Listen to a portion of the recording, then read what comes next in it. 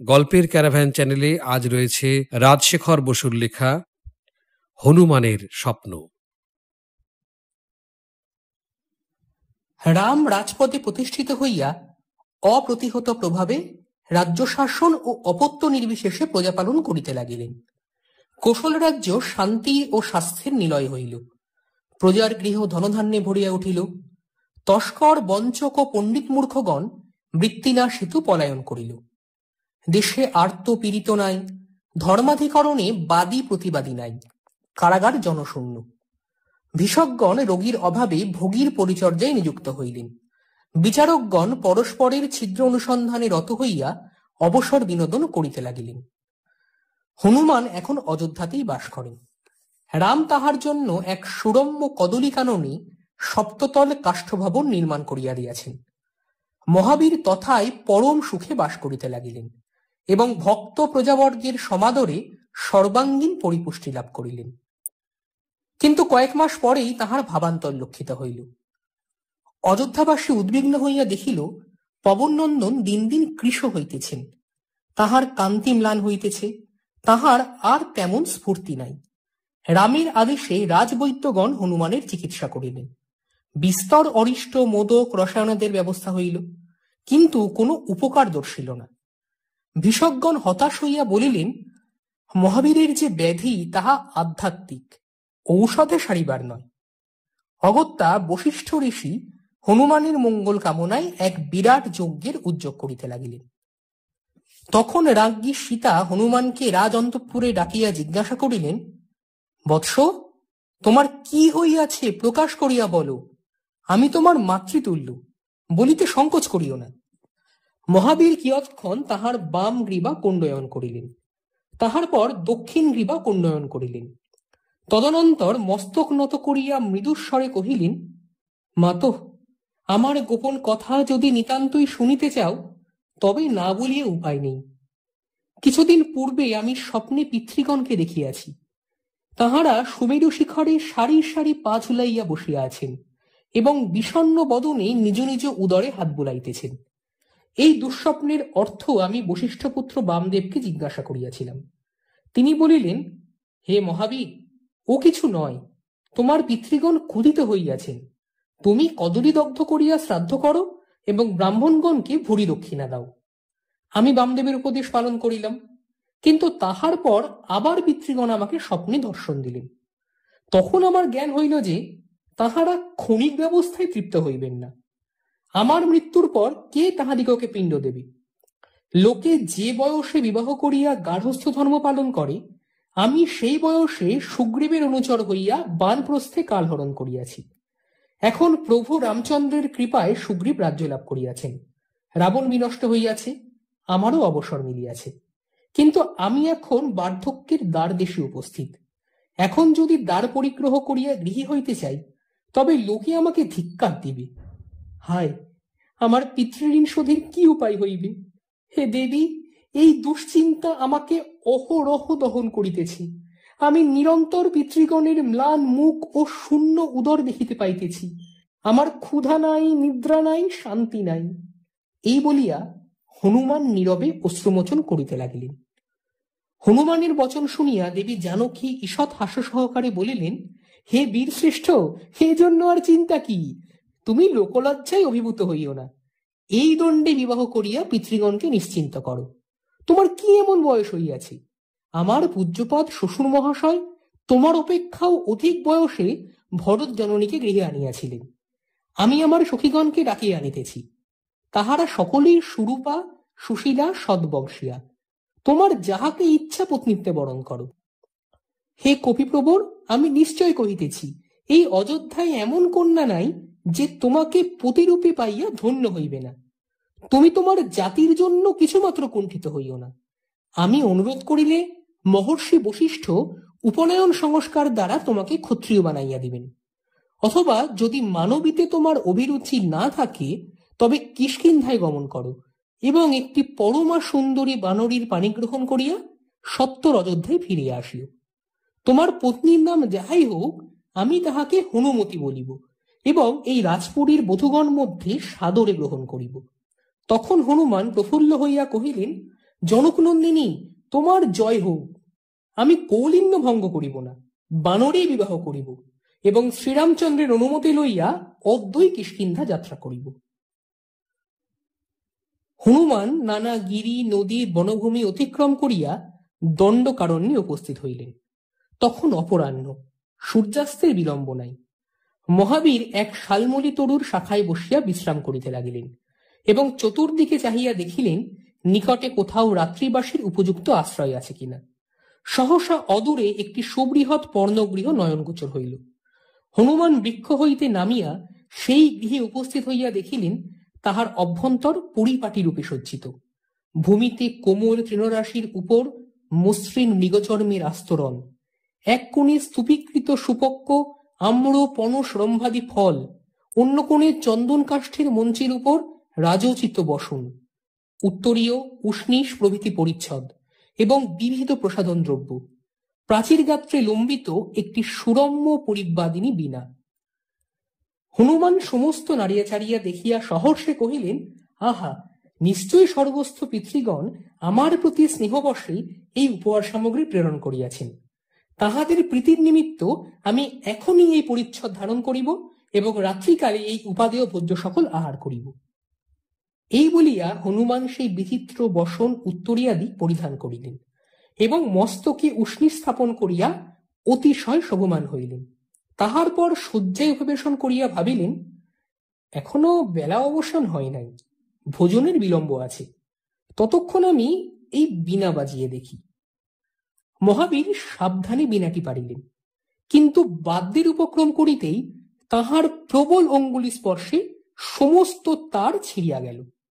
হনুমান বিরক্ত হইয়া বলিলেন, এই ক্ষণভঙ্গুর যন্ত্র মাদৃশ্য বীরের অস্পৃশ্য। তখন তিনি মৃগচর্মে শয়ন হইয়া ভাবি ভার্যার বিষয় চিন্তা করিতে লাগিলেন। তাহার কান্তা কেমন হইবে? তন্নী না স্থূলা? পিঙ্গলবর্ণা না রক্ত কপিশ প্রভা? ধীরা না চপলা? কলকণ্ঠী না কর্কশ নাদিনী? ভাবিতে ভাবিতে সহসা তাহার চিত্তে নির্বেদ উপস্থিত হইল। হনুমান স্বগত কহিতে লাগিলেন, অহগত, আমি এ কি ঘোর কর্মে ব্যবসিত হইয়াছি। আমি সমুদ্র লঙ্ঘন করিয়াছি, লঙ্কা দগ্ধ করিয়াছি, গন্ধমাদন উৎপাটিত করিয়াছি। সাগরে অম্বরে পর্বতে অরণ্যে আমার অজ্ঞাত কিছুই নাই। আমি সমরে অভিজ্ঞ, সংকটে ধীর, দেবচরিত্র কাক চরিত্র আমার নখদর্পণে। কিন্তু স্ত্রী জাতির রহস্য আমি কি বা জানি?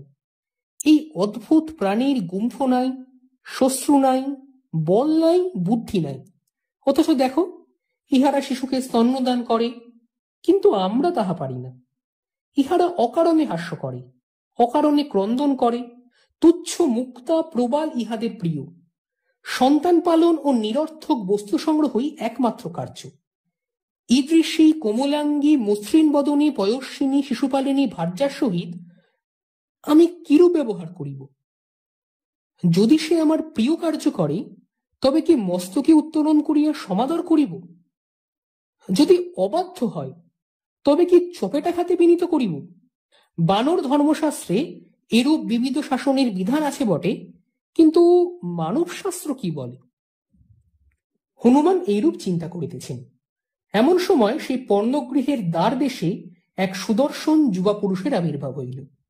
তাহার বেশভূষা বহুমূল্য, স্কন্ধ হইতে সরাসন লম্বিত, পৃষ্ঠে তুনি, এক হস্তে বানবিদ্ধ 10টি তিত্তির পক্ষী, অন্য হস্তে একটি সদ্য আবৃত বৃহৎ মধুচক্র। আগন্তুক হনুমানকে দেখিয়া ক্রোধে ক্ষিপ্ত হইয়া বলিলেন, ওরে বানরাধম, তুই কোন সাহসে আমার রাজবেশ আত্মসাৎ করিয়া আমার শয্যায় শুইয়া আছিস? দাঁড়া, এখনই তোকে জমালয়ে পাঠাইতেছি। হনুমান কহিলেন, ওহে বীরপুঙ্গব, তিষ্ঠ তিষ্ঠ। হঠকারিতা মূর্খের লক্ষণ। ধীর ব্যক্তি অগ্র পশ্চাৎ বিবেচনা করিয়া কার্য করেন। আমি রামদাস হনুমান, লোকে আমাকে মহাবীর বলে। ইহার অধিক পরিচয় অনাবশ্যক। তখন আগন্তুক সসম্ভ্রমে ললাটে যুক্ত কর স্পর্শ করিয়া কহিলেন, আহা, আমার কি সৌভাগ্য যে শ্রী হনুমানের দর্শন লাভ করিলাম। মহাবীর, তুমি অজ্ঞানকৃত অপরাধ ক্ষমা করো। আমি তুম্বু দেশের অধিপতি, নাম চঞ্চরিক। তোমার যোগ্য সৎকার করি এমন আয়োজন আমার এই অরণ্য কুটিরে নাই। যদি কোনোদিন আমার রাজপুরীতে পদরেণু দাও তবেই আমার তৃপ্তি হইবে। হে অঞ্জনানন্দন, তুমি ওই রমণীয় পরিচ্ছদ উষ্ণিষাদি খুলিয়া ফেলিতেছ কেন? উহাতে তোমাকে সাক্ষাৎ কন্দর্পের ন্যায় দেখাইতেছে। আমি এই রজতময় দর্পণ ধরিতেছি, একবার অবলোকন করো। তুমি অনুমতি দাও, আমি এই সুস্বাদু তিত্তির মাংস অগ্নিপক্ষ করিয়া দিতেছি। তুমি বুঝি নিরামিষাসী? তবে ওই আম্র পনস রম্ভাদি দ্বারা ক্ষুণ্ণিবৃত্তি করো। হে মারতী, বিমুখ হইও না, একবার মুখ বেদান করো, আমি এই মধুচক্র তোমার বদনে নিংড়াইয়া দিই। তুমি বোধহয় সঙ্গীত চর্চা করিতেছিলে, তাই আমার বিনাটির এরূপ দশা হইয়াছে। হে মহাবীর, তুমি বুঝি কার্মুক ভাবিয়া উহাতে টঙ্কার দিয়াছিলে? হনুমান কহিলেন, চঞ্চরিক, তোমার অভ্যর্থনায় আমি প্রীত হইয়াছি, কিন্তু তুমি অধিক বাচালতা করিও না। আমার এই বজ্রমুষ্টি দেখিয়া রাখো, ইহা হঠাৎ ধাবিত হয়। এই পরিচ্ছদে আমি অস্বস্তি বোধ করিতেছি, তুমি ইহা পরিধান করিও। আমার আহারের জন্য ব্যস্ত হইও না, যথাকালে তাহা হইবে। তোমার বিনা কোনো কর্মের নয়, দুঃখ করিও না, আমি উহাকে স্বর্ণের রজ্জু লাগাইয়া দিব। কিন্তু জিজ্ঞাসা করি, কি জন্য বিজন অরণ্যে এই কুটির নির্মাণ করিয়াছ? যদি নরপতি হও তবে তোমার গজ বাজি অনুযত্র সৈন্য দেখিতেছি না কেন? তোমার রথ সারথি কোথায়? বিদূষকী বা কোথায়? চঞ্চরিক কহিলেন, হে বানর ঋষভ, আমি মনের দুঃখে একাকী অরণ্যবাস করিতেছি। এখন আমি আমার রক্ষী, আমি সারথি, আমি বিদূষক। আমার কাহিনী অতি করুণ, শ্রবণ করো। আমার মহিষী পরম রূপবতী এবং অশেষ গুণশালিনী, কিন্তু তাহাকে ঠিক পতিব্রতা বলিতে পারি না। একদা আমি তাহার এক সুন্দরী সখীর সহিত কিঞ্চিত রসচর্চা করিতেছিলাম। দূরদৃষ্টক্রমে তিনি তাহা দেখিয়া ফেলেন। এই তুচ্ছ কারণে তিনি বাক্যালাপ বন্ধ করিয়া ক্রোধাগারে বসতি করিয়াছেন। আমি তাহাকে জব্দ করিবার নিমিত্তে এই অরণ্যে বাস করিতেছি এবং পশুপক্ষী মারিয়া বিরহ যন্ত্রণা লাঘব করিতেছি।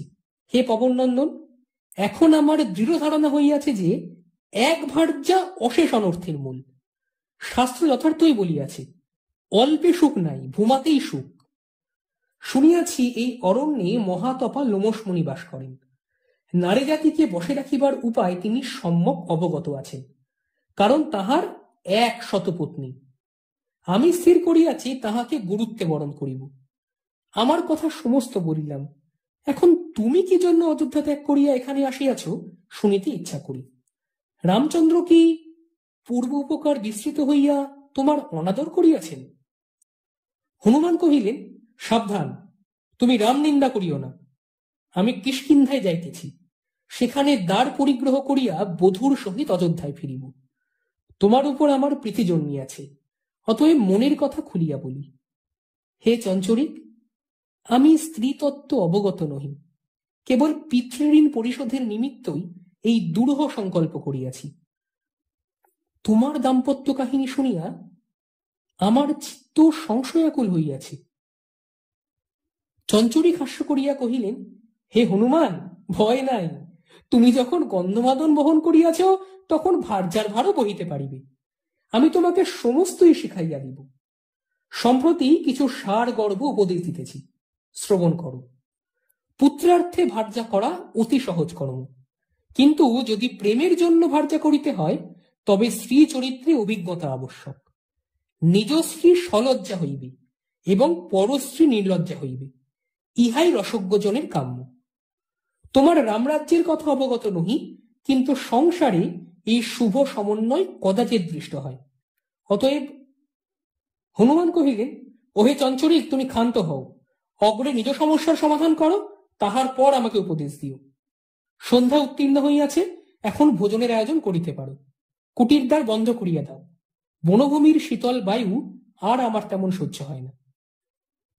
চঞ্চরিক অর্গল বন্ধ করিয়া প্রদীপ জ্বালিলেন এবং ভোজনের উদ্যোগ করিতে লাগিলেন। সহসা দ্বারে করাঘাত করিয়াকে বলিল, ভো গৃহস্থ, অর্গল মোচন করো, আমি শীতার্থ ক্ষুধার্ত অতিথি। চঞ্চরিক দ্বার উদ্ঘাটন করিলে এক শীর্ণকায় তপস্বী গৃহে প্রবেশ করিলেন। তাহার মস্তক জটামণ্ডিত, শ্বশ্রু আজানো লম্বিত, দেহ লোমে সংকীর্ণ। চঞ্চরিক প্রণাম করিয়া কহিলেন, তপোধন, আপনাকে দেখিয়াই চিনিয়াছি যে আপনি স্বনামধন্য লোমশ ঋষি। আপনার দর্শন লাভের জন্য আমরা ব্যগ্র হইয়াছিলাম। আপনি বোধহয় যোগ বলে জানিতে পারিয়া কৃপাবশ স্বয়ং উপস্থিত হইয়াছেন। আমি তুম্বরাজ চঞ্চরিক, আর ইনি আমার পরম বন্ধু জগৎ বিখ্যাত মহাবীর হনুমান।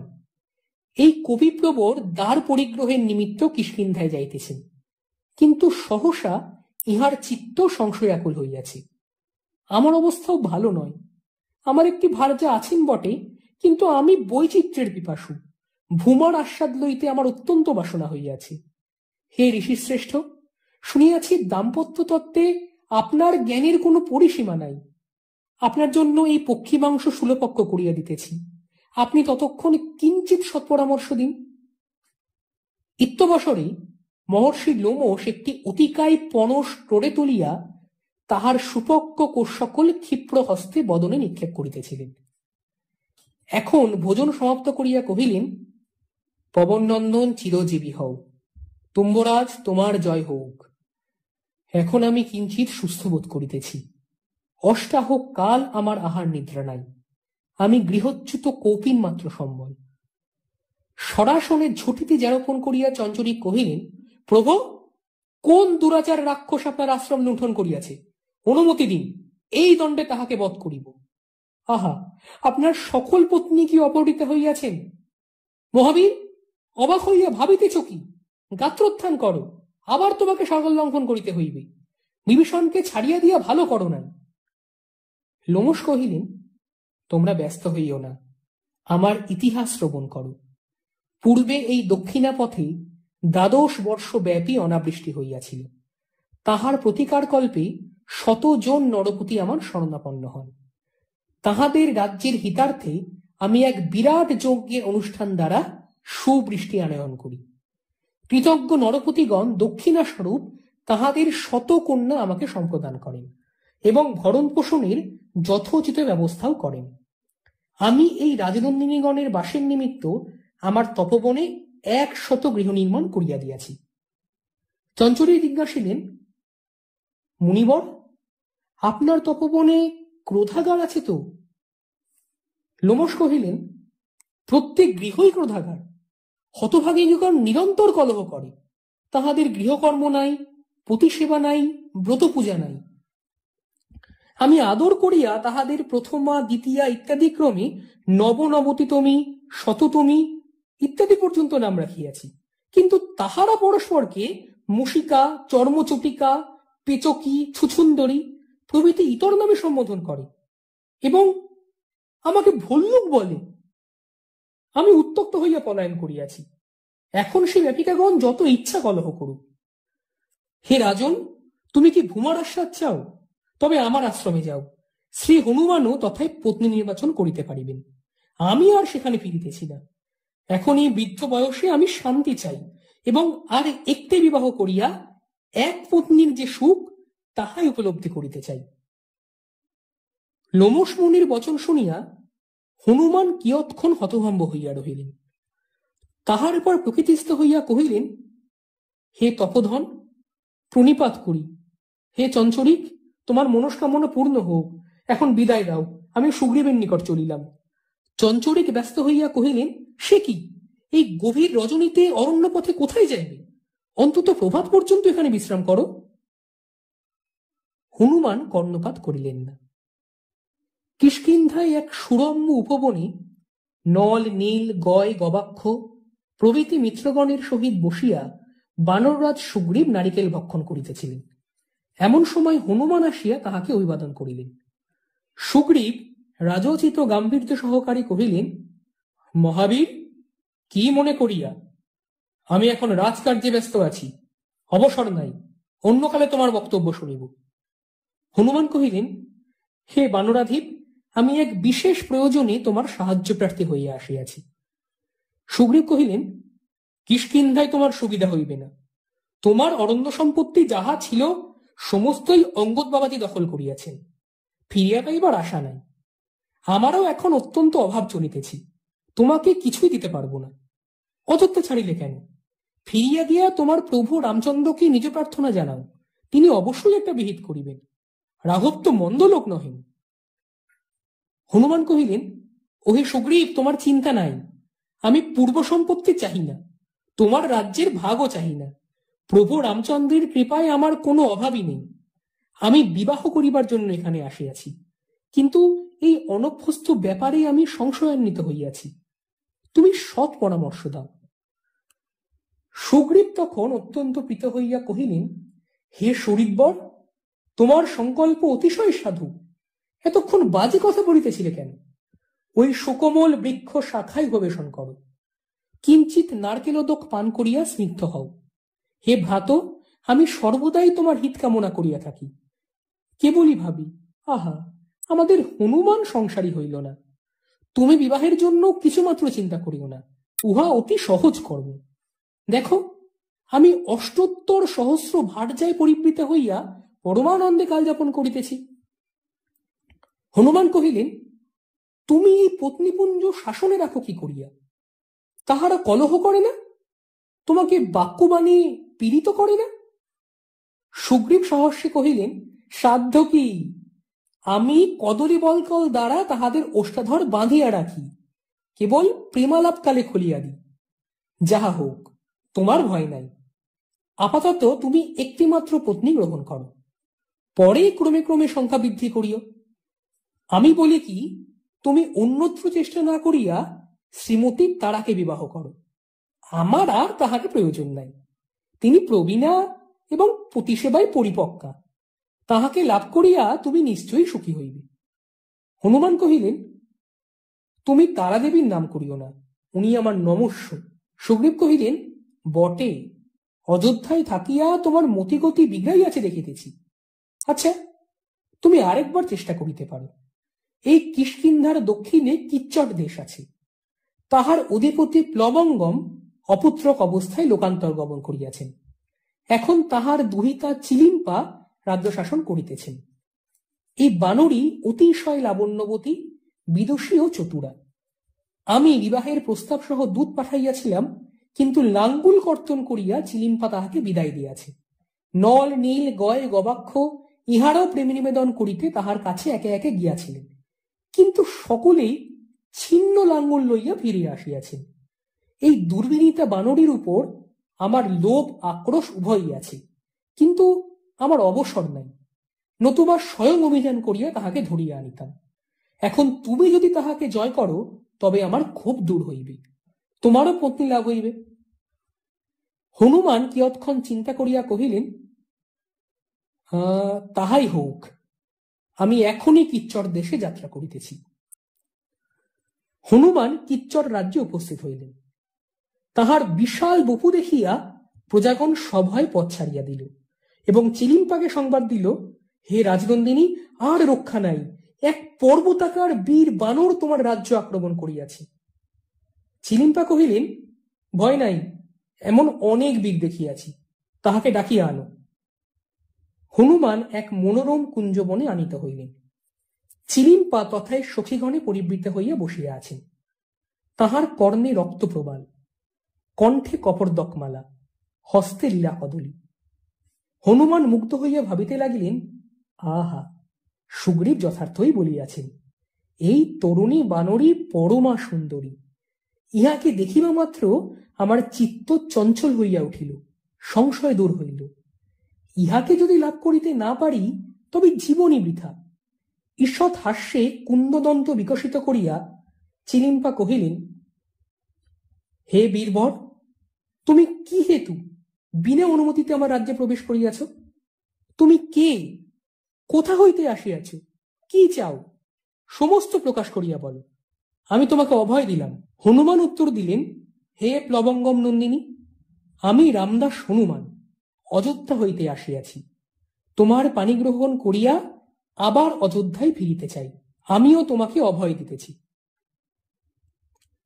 হনুমানের বাক্য শুনিয়া সখীগণ কিলিকিলা রবে হাসিয়া উঠিল। চিলিম্পা কহিলেন, হনুমান, তোমার ধৃষ্টতা তো কম নয়। তোমার কি এমন গুণ আছে যাহার জন্য আমার পাণিপ্রার্থী হইতে সাহসী হইয়াছ? হনুমান কহিলেন, আমি সেই রামচন্দ্রের সেবক যিনি পিতৃসত্য পালনের জন্য বনে যান, যিনি রাবণকে নিধন করিয়াছেন, যিনি দুর্বাদল শ্যাম পদ্ম পলাশলোচন, যিনি সর্বগুণান্বিত লোকোত্তর চরিত। চিলিম্পা কহিলেন,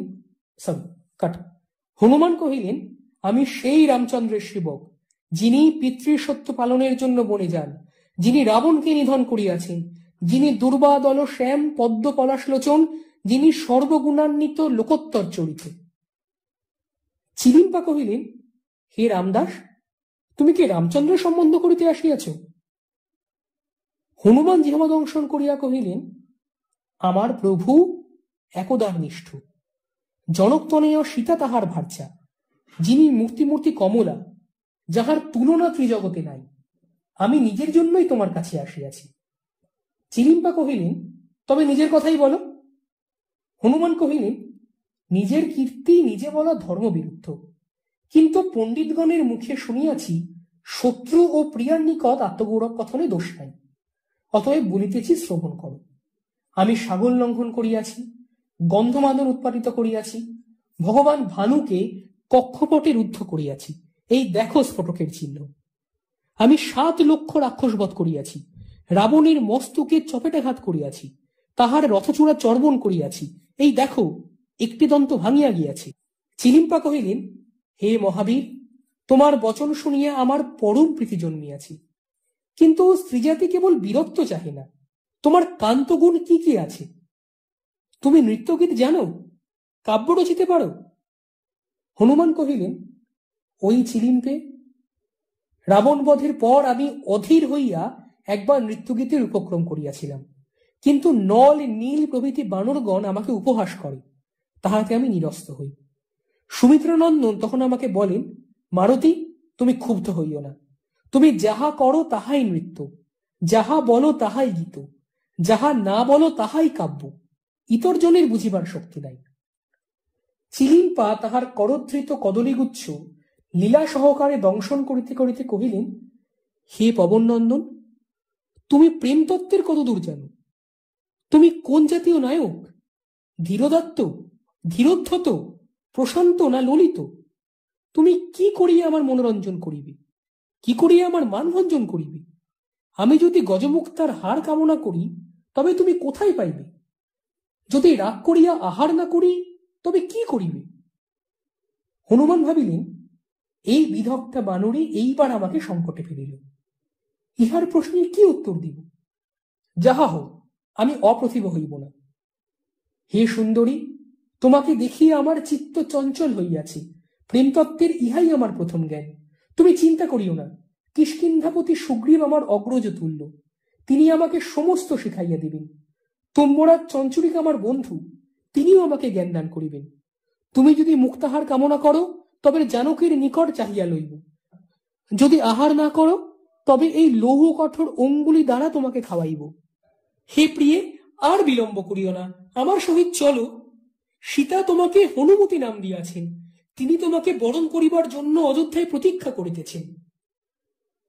চিলিম্পা তখন হনুমানের চিবুকে তর্জনীর মৃদু মৃদু আঘাত করিয়া মধুর স্বরে কহিলেন, ওরে বর্বর, ওরে অবোধ, ওরে বৃদ্ধ বালক, তুমি প্রেমের কিছুই জানো না। যাও, কিষ্কিন্ধায় গিয়া সুগ্রীবকে পাঠাইয়া দাও। হনুমান আকুল হইয়া কহিলেন, ওই নিষ্ঠুরে, আমাকে আশা দিয়ে নিরাশ করিতেছ কেন? আমি তোমাকে কিছুতেই ছাড়িব না। এই বলিয়া তিনি চিলিম্পাকে ধরিবার জন্য বাহু প্রসারিত করিলেন। চিলিম্পা করতালি দিয়া বিকট হাস্য করিলেন। সহসা বনান্তরাল হইতে কালান্তক জমের ন্যায় 2 মহাকায় নরকোপী নিঃশব্দে আসিয়া হনুমানকে অতর্কিতে পাশবদ্ধ করিল। চিলিম্পা কহিলেন, হে অরঙ্গ অটঙ্ক, এই মর্কটের বড়ই স্পর্ধা হইয়াছে, 12 অঙ্গুল পরিমাণ ছাটিয়া দিয়া ইয়াকে বিতাড়িত কর। তখন প্রত্যুৎপন্নমতি হনুমান প্রভঞ্জনকে স্মরণ করিলেন। নিমেষে তাহার দেহ হিমাদ্রি তুল্য হইল, পাশ শতচ্ছিন্ন হইল, প্রচন্ড পদাঘাতে নরক বিদ্ধয় সাগর গর্ভে নিক্ষিপ্ত হইল। স্বর্গ মর্ত পাতাল প্রকম্পিত করিয়া মহাবীর উপ উপ রবে 3 বার সিংহনাদ করিলেন।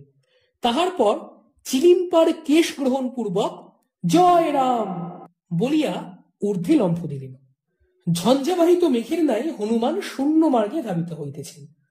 আকাশবিহারী সিদ্ধ গন্ধর্ব বিদ্যাধরগণ বলিতে লাগিলেন, হে পবনাত্মজ, এত দিনে তোমার কৌমার দশা ঘুচিল, আশীর্বাদ করি, সুখী হও।